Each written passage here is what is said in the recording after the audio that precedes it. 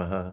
Sri Chaitanya Manavishtam Shtapitam Yana Bhutale Swayam Rupa Karamayam Darati Swaparantikam Vandeham Shri Guru Siyata Parakamalam Shri Gurun Vaishnavam Sha Sri Rupam Sagadatam Sahagana Raganatam Vitam Stam Sajevam Sadvaitam Sabadutam Parijana Saitam Krishna Chaitanya Devam Sri Radha Krishna Padan Sahagana Lalita Shri Vishakan Vitam Sha Namo Om Vishnu Padaya Krishna Prastaya Bhutale Srimati Bhakti Vedanta Swami Tinamane Today, Swayam Namaste Rupa Saraswati Karamayam. Devi Gauravani Pacharine Nirvishesa Sanyavadi Praskata De Sarhari Sri Krishna Chaitanya Prabhu Nityananda Sri Advaita Gadadhar Sri Vasari Gaur Bhakta Vrindam Hare Krishna Krishna Krishna Hare Hare Hare Rama Rama Hare Hare.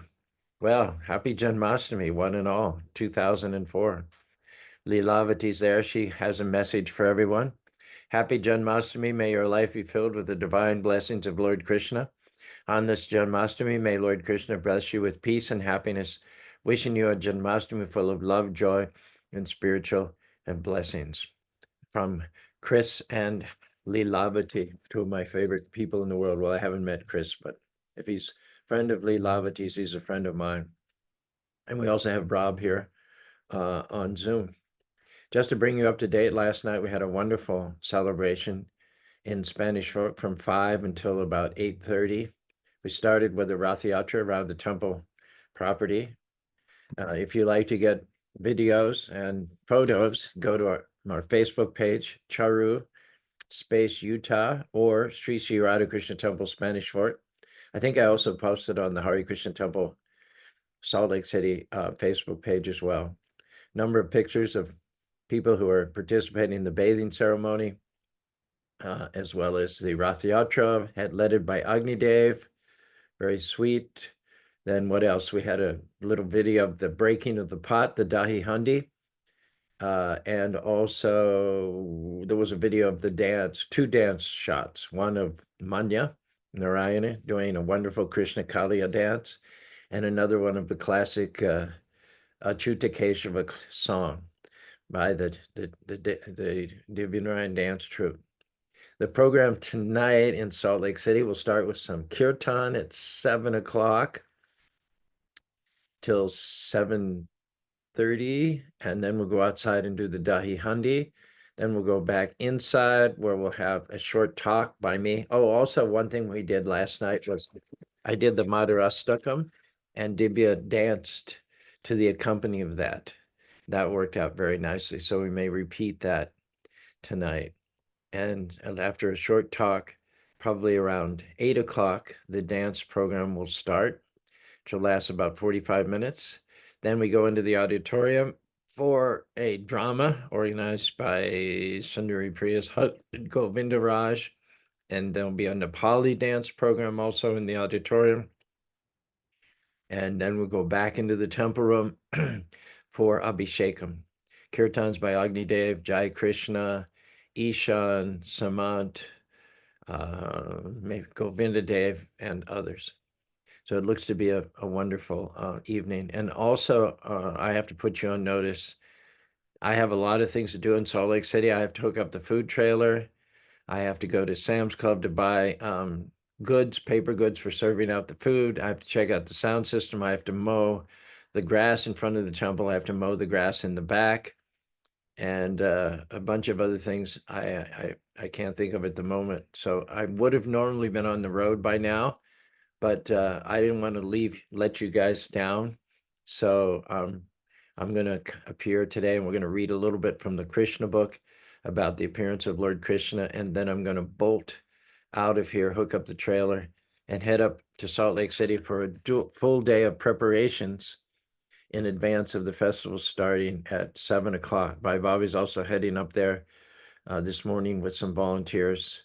She's trying to figure out whether to heat up the prasadam up there. We're basically doing all the cooking for Salt Lake City. I won't go into the reasons for that. So Vaibhavi's trying to figure out whether to heat it up here and take it up in hot boxes, or to take it up there frozen and thaw it out during the day. But that's her department. I'm not getting involved. Whatever she decides, it's fine with me. So rather than continuing with Gajendra, which would not be 100% appropriate on this special day, we are going to take up reading from the Krishna book. I'm trying to see a way in which I can read with my head up, not too much cocked. Does this work okay? What do you think? How does this look, Rob? How does this look on your screen? I've got the book kind of propped up here on my laptop. The book's not obscuring the camera or anything, is it? Okay, no response from Rob there. Let's actually, I think it'd be better if I put the book flat. So I'll be looking down somewhat. Let's move the computer towards me. From the Krishna book by His Divine Grace, A.C. Bhaktivedanta Swami Prabhupada. As you may know the story, Prabhupada did not know whether he would get to complete the 10th canto of the Bhagavatam. There are 12 cantos of the Bhagavatam altogether, 20,000 verses. And the 10th canto is special. It's the intimate pastimes of Krishna. It should not be jumped to directly, but one should read the first 9 cantos to learn how it is that Krishna is the Supreme Personality of Godhead. And then only after that should one dive into the intimate pastimes between Krishna and the gopis in Vrindavan. Otherwise, if one jumps directly to the 10th canto, overshooting the first 9 cantos, one will misunderstand the pastimes between Krishna and the gopis. So Prabhupada was in the business of translating with Sanskrit, word for word, translation, elaborate purports. And of course, it's a very time-consuming process. And Prabhupada was elderly, even by the time he came to America. So what he thought he would do is present a summary study of the 10th canto of the Bhagavatam, so that the stories would be familiar to his disciples.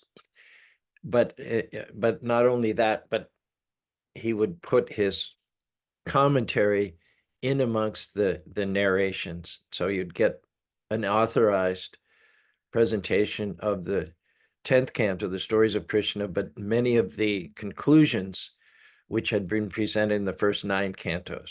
And so this would help to avoid misunderstandings. The result was the Krishna book. And this book was paid for by George Harrison, the Beatles. He donated $19,000 for the publication of this book at Dai Nippon Printing Company in Japan. And it's a very wonderful book, hardback book. You should get a copy. Every devotee should get a copy. We gave out copies to our sponsors last night, those who donated 301 or 501 or 1,001. We gave them a copy of a Krishna book as well as a kalash, and we'll do the kalashes and we have some special 16 by 20 canvas prints of Radha Govinda for those who give $500 or $1,000 this evening as well. Good morning, Britta. Good morning, Natasha. Good morning, Brent. How many books did you distribute last night, Brent? Curious to know. At the book table. Here we go. I may not go too extensively this morning because I've got a full day of driving up to Salt Lake City, yada, yada, yada, yada. But let's at least get our feet wet here this auspicious morning of Krishna Janmastami 2022. Chapter 1 of the Krishna book, the advent of Lord Krishna. Once the world was overburdened by the unnecessary defense force of different kings who were actually demons but were posing themselves as the royal order.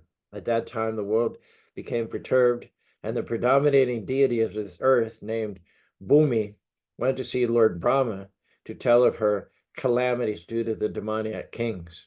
Bhumi assumed the shape of a cow and presented herself before Lord Brahma with tears in her eyes.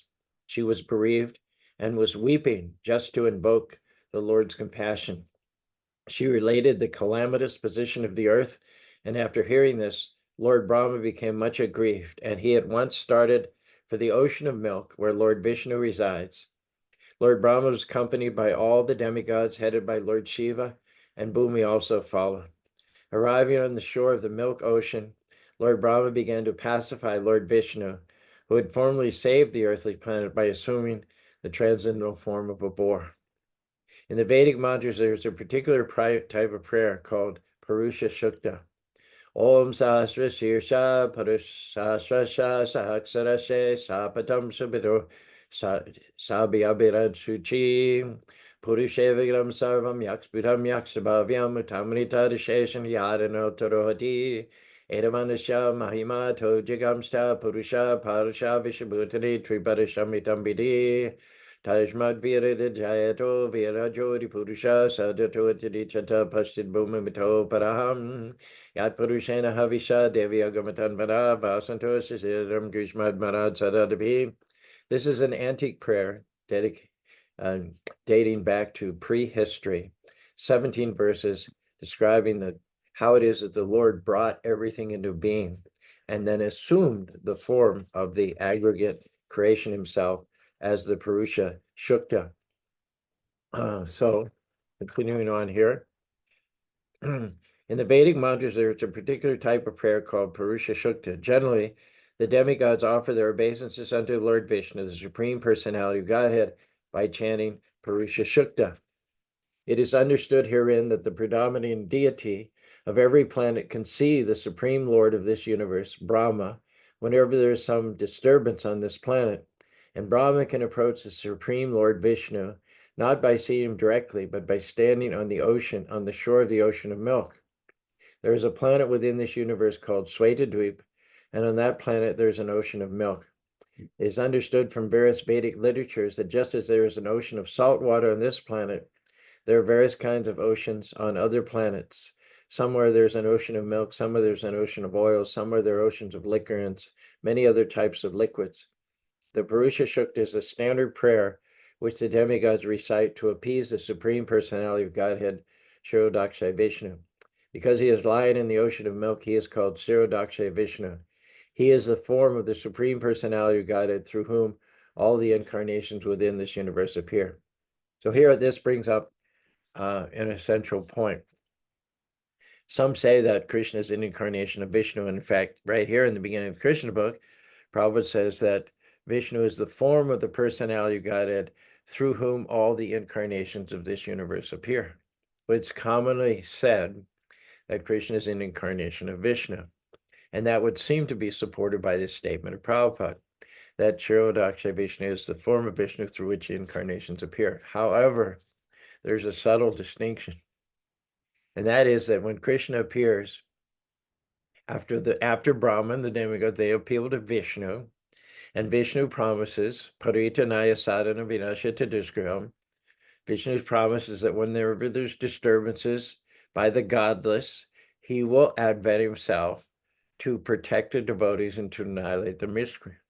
So it would seem that Krishna, who is Vishnu's response to the prayers of the demigods, would be an incarnation of Vishnu. And that's true and not true. The etiquette is that Krishna appears through Vishnu, but that does not necessarily mean that Krishna is an expansion or an emanation of Vishnu. The fact is that millions of Vishnus emanate from Krishna. From Krishna, you get millions of Vishnus. And through millions of Vishnus, you can't get one Krishna. The reason being that Krishna is the source. He is the all-powerful Supreme Personality of God with unlimited potencies. Vishnu is about 98% of the potencies of Krishna. The example is given of milk and yogurt. Milk and yogurt are equivalent. They're both dairy products. However, from milk you get yogurt, but from yogurt you don't get milk. So from Krishna, you get millions of Vishnus, and in spite of having millions of Vishnus, you're not going to get a Krishna. The basis of the Vishnus, there would not be a single Vishnu, nor a Brahma, nor a Shiva, nor the sun, nor the moon, nor the stars, nor water, nor sky, nor fire, nor earth, were it not preceded by Vishnu. Eko Narayana Ashit. Ada Savarbrita, Ekala Ishvara Krishna Ada Savarbrita. the original source, the original singularity from which everything comes, that personality who has 100% of all potencies. And remember, Vishnu has 98%. Vishnu is for all purposes God, but he's the manager God. He's that expansion of Krishna, or I shouldn't say he, because there's millions of Vishnus, and from Vishnu comes millions of Brahmas and millions of Rudras. These Vishnu expansions are the managerial potencies of Krishna for the purpose of creating, maintaining, and destroying millions of universes.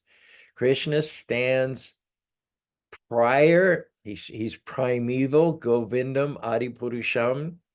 Even Lord Brahma, the creator of this universe, prays, Ishwara Parama Krishna Satchidananda Vigara Anadira Dear Govinda Savana Karana Karna. Lord Brahma has a body made of material elements, much subtler body than ours, and therefore he has a much longer lifespan.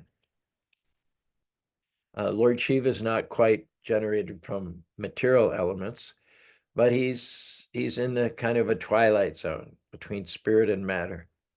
When the material world is destroyed, Lord Shiva is not destroyed, nor is his abode. Kailash is destroyed. He's in a special category himself. He's transcendental, he's eternal. But nevertheless, his eternality, his transcendence is dependent upon Krishna. He proceeds from Krishna through Vishnu. So Krishna is that personality who has qualities above and beyond Vishnu. And the main difference between Krishna and Vishnu has all potencies for the purpose of creation, maintaining, and destroying. Vishnu is all pervasive. He's within every atom. He's within the heart of every living being. You can say Vishnu is God, but he's the manager God. Standing behind Vishnu is Krishna playing on his flute. Krishna is the supreme for this reason, that he doesn't have to manage. For the fact that he doesn't have to manage, we identify Krishna as the source of Vishnu and not Vishnu as the source of Krishna. Vishnu is the manager. Every manager has a home life, which is more important than his life at the office, isn't it? Every manager has a home life, which is more important than his life at the office. Why is the home life more important? Because it's more intimate, it's more sweet, it's more loving. At the office, he has to exhibit a kind of a intimidating, managerial, controlling demeanor. He has to instill some element of fear into his workers, his employees. Were they not to fear him, were they not to execute their duties without the awareness that he could fire them, that he could toss them out in the street, that they could lose their jobs, their income, they wouldn't perform as well as they could. Had not the manager, the employer, the power to hire and fire the employees, would not be incited to do their jobs as well as they could. So when Krishna appears as millions and millions of Vishnus, Vishnu is imperial, monarchical, he's intimidating, he's awe-inspiring. He's the God whom people should fear. However, the very fact that Krishna does not have to engage in management, the fact that Krishna, when management needs to be done, does not personally have to do it, but he creates millions of Vishnus, millions of Brahmas, and millions of Shiva for the purpose of managing. And if you want to think of them as God, that's fine. At least Shiva and Vishnu can be seen, perceived as God and worshipped as God.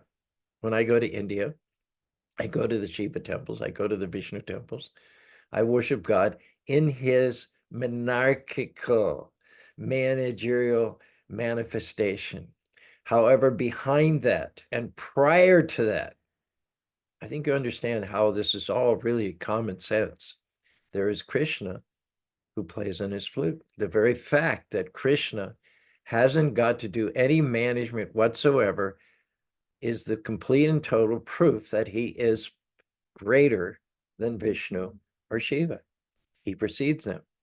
And his greatness, his superiority over them, does not consist, it's not in the area of power or dominance or management, it's in the area of love. You don't find any descriptions of the level of sweetness between Shiva and his devotees, the level of sweetness between Vishnu and his devotees, as you do the level of sweetness in the descriptions between Krishna and the Gopas, Nanda Maharaj, Yashoda Mai, and all the inhabitants of Vrindavan. Nowhere in all of the material and spiritual creations is there the level and the thickness, you might say, of sweetness that exists between Krishna and his closest devotees. So Krishna is superior to Vishnu, not by standards, not by measurements of power. Vishnu has all power, but Krishna is not only the source of Vishnu's power, but he himself exhibits levels of sweetness that we never read about, we never hear about between Vishnu or between Shiva and his devotees. And I'll give you a preview. I'll give you a wrap up of last night and a preview of tonight by reciting the Madhurastakam. This was composed by Vallabhacharya about 500 years ago. Astaka means 8, Madhur means sweet. Vallabhacharya pointed out the superiority of Krishna over Vishnu or Shiva in the matter of his sweetness with these 8 verses. And these are the verses I recited in Divya Dance 2 last night, and we're going to do it again tonight. We've never done it before. Last night was a premiere, a debut, you might say. But Divya being as expert as she did, and I was slowing down so that she could listen and then react. We'll do that again tonight. And my expectation is we'll be able to come up with a slightly more polished version of it, having done it before. Okay, here we are. I will give you the English, and then to the best of my ability, I'll give you the original Sanskrit verses as they were composed by the great devotee Vallabhacharya 500 years ago. Krishna, your lips are sweet, your eyes are sweet, your smile is sweet. Your loving heart is sweet, your walking is sweet. Everything is completely sweet about the Lord of sweetness. Krishna, your words are sweet, your personality is sweet, your garments are sweet, your posture is sweet, your movements are sweet, your surroundings are sweet. Everything is completely sweet about the Lord of sweetness. Your flute playing is sweet, your hands are sweet, your feet are sweet, your footprints are sweet, your dancing is sweet, your friendship is sweet. Everything is completely sweet about the Lord of sweetness. Your singing is sweet, your eating is sweet, your drinking is sweet, your dreaming is sweet, your rupa, your form is sweet, the tilak, the mark in your forehead is sweet. Everything is completely sweet about the Lord of sweetness. Your deeds are sweet, your stealing of hearts is sweet, your loving relationships are sweet, the things that are offered you are sweet, your countenance is sweet. Everything is completely sweet about the Lord of sweetness. Your necklace is sweet, your flower garland is sweet. Your Yamuna River is sweet. Her rippling waves are sweet. Sweet are her waters. Her lotus flowers are sweet, sweet, sweet. The gopis, your cowherd girlfriends, are sweet. Your leelas are sweet. Your pastimes are sweet. Your meetups are sweet. Your adventures are sweet. Your sidelong glances are sweet. Your manners are sweet. Everything is completely sweet about the Lord of sweetness. The gopas, the cowherd boyfriends, are sweet. The cows are sweet. Your walking stick is sweet. Your unlimited creation is sweet. Your heroism is sweet. Your victories are sweet. Everything is completely sweet about the Lord of sweetness. Now here, as far as I can remember, is the original. Adaram, adaram, madhur means sweet. So you can see, and the refrain, of which the translation is, everything is completely sweet about the Lord of sweetness. The original is madhurayadi pateyarakaram madaram. That means that's it. Everything's completely sweet about the Lord of sweetness. Madhuradi pateyarakaram madaram. And that's the refrain for every one of these 8 verses. So, Adaram, Vadaram, Nayanam, Madaram, Hasadam, Madaram, Ridyam, Madaram, Gamadam, Madaram, Pajadam, Madaram, Madhuradi pateyarakaram madaram. Everything's completely sweet about the Lord of sweetness. uh, um, Patitam Maranam, Bamitam Maranam, Bachadam Maranam, Charitam Maranam, Pavitam Maranam, Brahmatam Maranam, Madaradi Patera Karam Maranam. Veno Mararo, Reno Mararam, Pane Maro, Paro Mararam, Netam Mararam, Sakam Mararam, Madaradi Patera Karam Mararam. Your dancing is sweet, your friendship is sweet. Everything is completely sweet about the Lord of sweetness. Your singing is sweet, your eating is sweet. Hitam Maradam, Pitam Maradam, Bhaktam Maradam, Saptam Maradam, Rupam Maradam, Tilakam Maradam. Your form is sweet. The tilak on your forehead is sweet. Madhurari Bhatera Karam Maradam. Everything is completely sweet about the Lord of sweetness. Karanam Maradam, Taranam Maradam, Maradam Maradam, Ramatam Maradam, Bamitam Maradam, Samitam Maradam. Madhurari Bhatera Karam Maradam. Offerings made to you are sweet. Your countenance is sweet. Kunja Maradam, Ala Marada, Yamuna Maram, Bichim Maradam, Salam Maradam, Kamadam Maradam, Madaradi Patera Karam Maradam. Your Yamuna River is sweet, her lotus flowers are sweet. Gopi Marada, Lila Marada, Yokdam Maradam, Mukdam Maradam, Justam Maradam, Sistam Maradam, Madadari Patera Karam Maradam. The gopis are sweet, your cowherd girlfriends are sweet, your pastimes are sweet, your meetups are sweet, your sidelong glances are sweet. Madaradi Patera Karam Maradam, everything is completely sweet about the Lord of sweetness. Gopal Madara, Gapo Madaram, Yastir Madaram, Sistir Madaram, Dalitam Madaram, Valitam Madaram, Madare Patera Karam Madara. The Gopas, your cowherd boyfriends, are sweet. The cows are sweet. Your walking stick is sweet. Your unlimited creation is sweet. Your heroism is sweet. Your victories are sweet.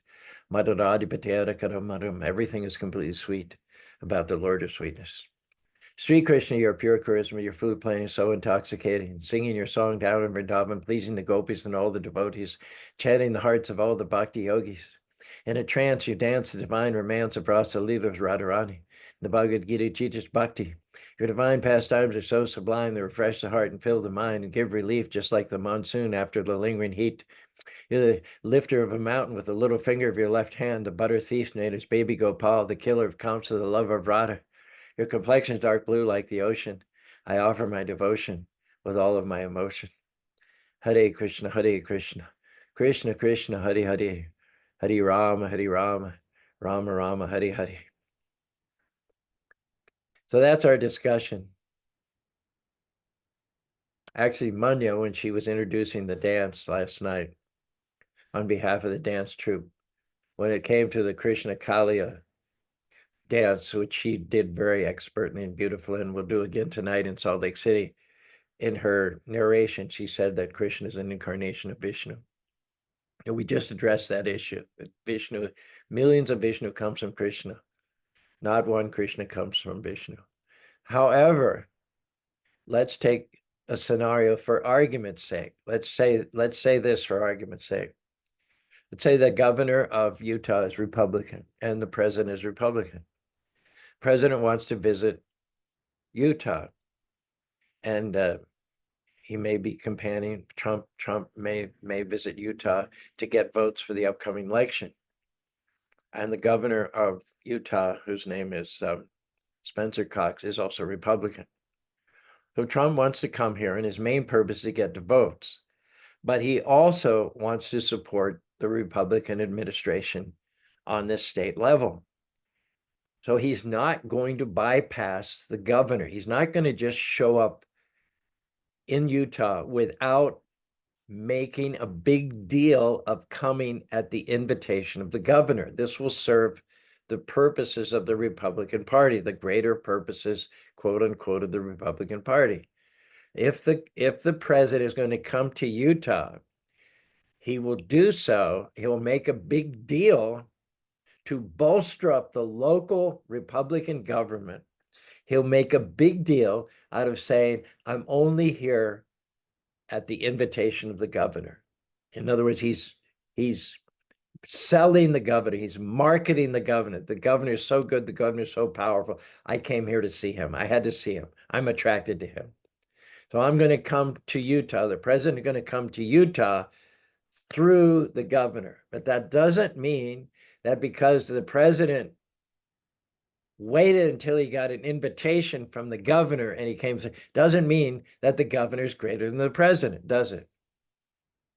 It just means that the president is observing a certain etiquette to bolster up his local representatives. So Brahma, Vishnu. These are all the representatives. These are expansions of Krishna for the purpose of maintaining the universes. They're the local, you might say, the state government. They're the governors over this material world, which is relatively insignificant compared to the material world. 1/4 the creative potencies of the Lord, roughly. So in order to save face to Vishnu, Krishna becomes known as an incarnation of Vishnu. That does not mean that Krishna is subordinate to Vishnu. Does not mean that Vishnu is more powerful than Krishna. Does not mean that Vishnu preceded Krishna. In fact, Krishna preceded Vishnu. Krishna is more powerful than Vishnu in terms of sweetness, in terms of loving reciprocal relationships. Krishna is that Shayam Bhagavan.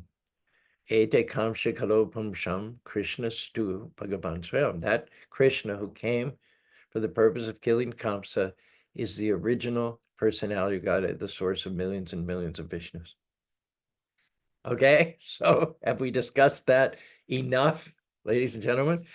I'll read one more paragraph here, and then I have got to be off and running up to Salt Lake City for a whole day of shopping, mowing, checking out sound systems, heating food, so that everyone who comes this evening will have the best possible experience.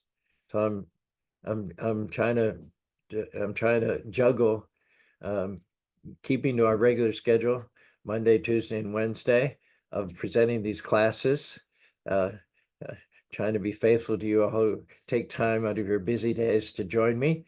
At the same time, we have a in-person event tonight, of which I have to do a lot of managerial, Vishnu type managing to make sure that happens.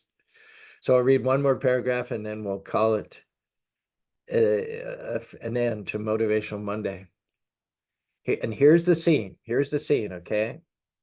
Once upon a time, Vasudeva, the son of Surasena, just after marrying Devaki, was going home in his chariot with his newly wedded wife. It was a custom in those days that the husband and the bride who had just come away from their marriage ceremony, the marriage ceremony would have been done at the home of the bride.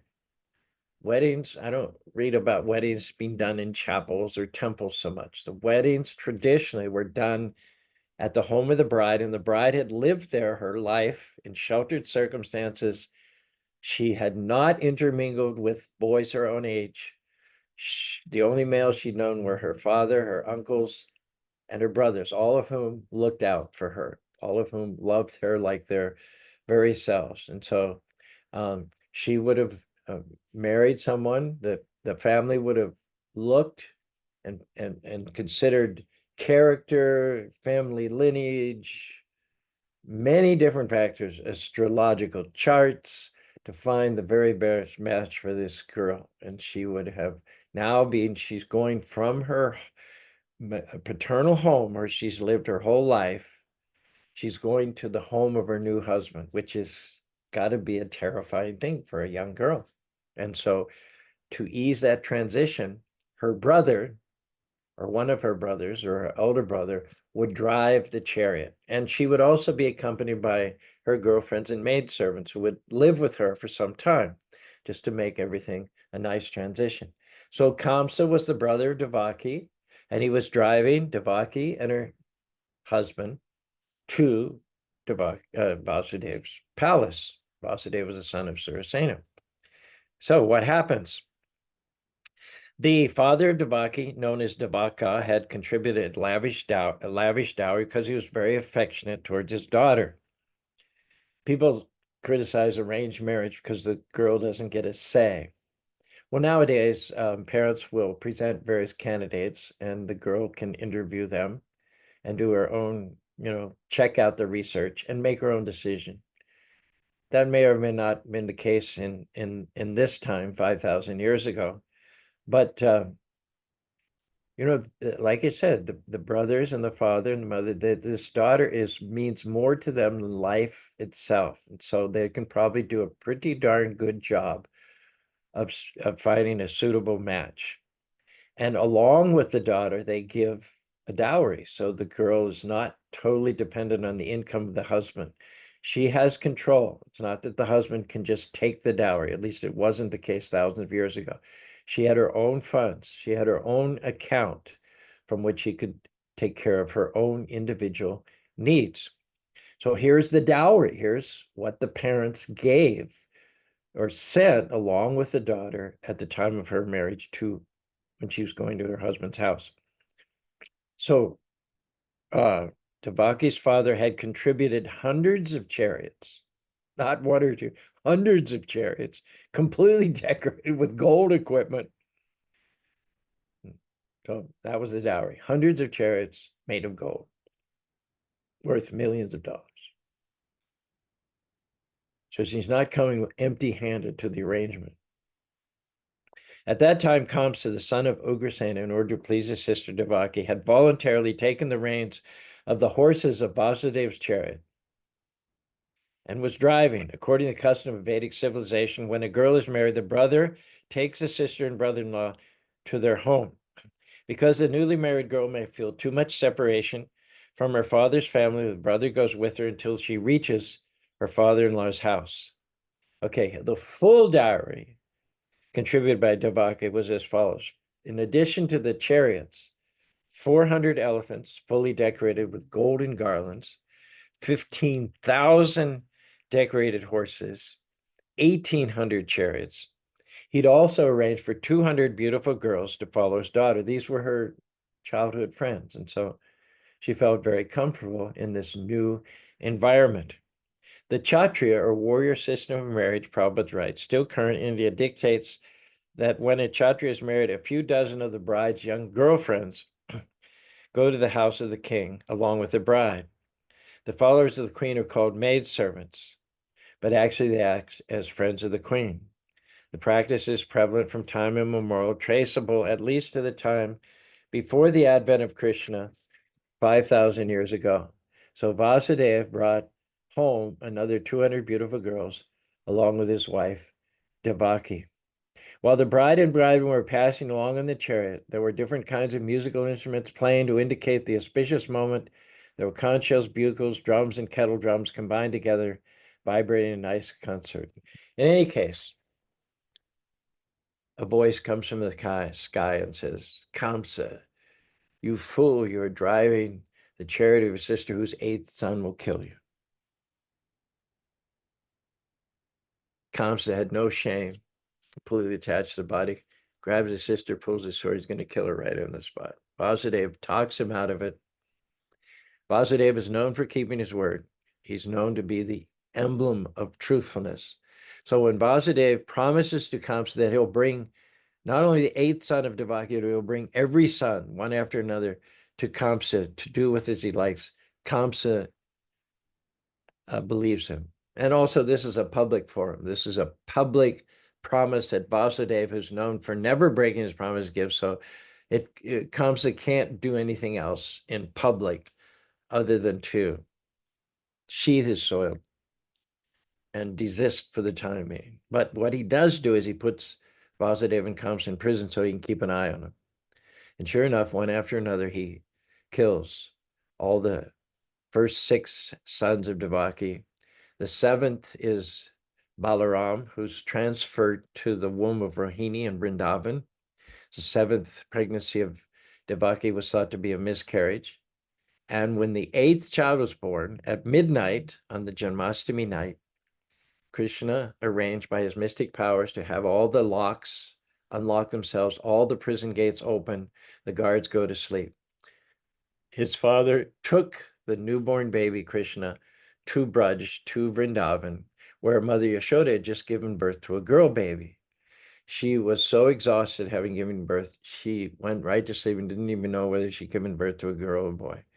Vasudeva put the boy in the bed beside Yashoda and took the girl, who was Subhadra or Yogamaya, back into the prison house of Kamsa. In the morning, when the guards woke up, they saw a baby been born. They immediately alerted Kamsa. Kamsa came in, and Vasudeva said, it's a girl. The prediction said you'd be killed by a boy, so you have nothing to fear. Vasudeva was trying to save the life of his daughter. But Kamsa didn't want to take any chances. He was vicious, cruel, ruthless. He grabbed leg of the newborn baby and was going to smash against a pillow when Subhadra, Yogamaya, flew up in the air and said, "Ha, Kamsa, you fool. The male child has already been born and he's been taken somewhere where you can't get at him. There's nothing you can do to change your fate." So that's the appearance of Krishna, who appeared in the prison house of Kamsa at midnight. And maybe tomorrow, maybe on some other occasion, we'll actually read about that specific scene in which Krishna first appeared as Vishnu in four arms and crown and in his monarchical form. As a result of the request of his mother, he reverts to his original two-arm form. Today is the most auspicious day of the year. Whatever chanting you do, whatever fasting you do, whatever donations you give, there's opportunities for 301 sponsorships, 501, 1,001 sponsorships. This is a fundraising opportunity for the temple. It's a golden opportunity to give some of your hard-earned fruits of your works on the most auspicious day of the year. Normal results are multiplied hundreds and hundreds of times over. You also get the opportunity this evening to participate in the sacred bathing ceremony of Krishna, which is highly auspicious and highly purificating. What to speak of the Jai Krishna Kirtans, the Agni Kirtans, the Ishan Kirtans, the Govinda Dev Kirtans, the Arti. This day is auspicious, auspicious, auspicious. Om Swastino Govinda, Swastino Chitanan, Swastino Vasudeva, Swastino Narayana, Swastino Padmana, Swastino Vishwakseta, Swastino Vinatira, Swastino Vinatira, Swastino Anjana Shutanaviru, Swasti, Swasti, Swasti, Sumangalam. Swasti means auspicious. So today is thrice auspicious. Swasti, Swasti, Swasti. And on top of invoking auspiciousness three times, it is also indicated in this verse, Shu Mangalam. Mangalam means very, very, very, very propitious, very auspicious, and Su means to the superlative degree. So there's no more pious, more holy, more rarefied day on our calendar than today, Sri Krishna Janmastami. So hope you have a immersive spiritual experience today with chanting, fasting, reading, meditating on Krishna, and we'll see you tonight for the grand finale at Krishna Janmastami in Salt Lake City. Hare Krishna, Hare Krishna, Krishna Krishna, Hare Hare, Hare Rama, Hare Rama, Rama Rama, Hare Hare. Oh, hold on a second. Rob, do you have anything for us today? I should ask you. No, Prabhuji. I just really appreciate the time you put into this with your busy schedule. Haribol. Thank you very much. Thank you. I do have a couple of comments. Let me just briefly read these. Brent says, learn first that Krishna is the Supreme Personality of Godhead, then you can jump into Canto 10. Then next he says, Krishna has the advantage that he doesn't have to manage his life at home, is where he purely loves, where he can take off his miniature gloves. That is great. What a great rhyme. Britta says his appearance is for the purpose of enchanting the hearts of his devotees. He comes ostensibly to kill the miscreants, but more importantly, he could kill the miscreants with heart attacks or bolts of lightning. That's no big deal. But what he really comes for is to gladden the hearts of his devotees. So I hope you go throughout your day's activities with gladdened hearts and are actually in a state of rapture this evening during the festivities. Priya Krishna Das from New York wishes everybody in Utah a happy Janmastami. Raj Shah also wishes everyone a happy Janmastami. Britta from Ogden, Shukshma, everybody's just full of good wishes for this auspicious day. And Brent mentions that yesterday, during our preliminary Janmastami observances here, he distributed 10 books. That's great. And Natasha gives us blessings. Prince Habib, Lilavati. Okay, that's it. Have a wonderful day. We'll see you tonight. If you're local, if you're not, go to your local temple, or if you don't have any local temple, most of these celebrations will be on Facebook Live. Hare Krishna, happy Krishna Janmastami 2024.